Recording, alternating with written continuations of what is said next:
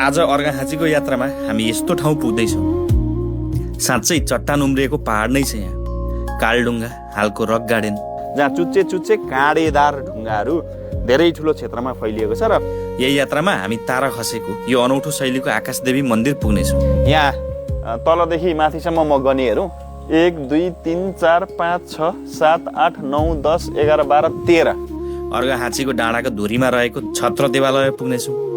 यहाँको रोचक विशेषता बुझ्नेछौँ। सिडी जानुपर्छ यहाँ, सिडी भएको। स्कुल जान कतिवटा सिडी चढ्नुपर्छ नानी? 1270 वटा सिडी उक्लिने झर्ने। पृथ्वीनारायण शाहको माओली, नरभूपाल शाहकी जेठी रानी चन्द्रप्रभावतीको माइती राज्य अर्घाखाँचीको खाँची दरबार पुग्नेछौँ। यहाँ तल जाने फेरि दरबार छ अरे, जमिन मुनि मठाले पुर्यारी छन्। अर्घाखाँची पुग्दा सुपा देउराली दर्शन गर्न अवश्य छुटाउने छैनौँ। अर्घाखाँचीमा धेरै कमलाई थाहा भएको खड्ग शमशेरले बनाएको ठाडाको पोखरीको रहस्य बुझ्नेछौँ।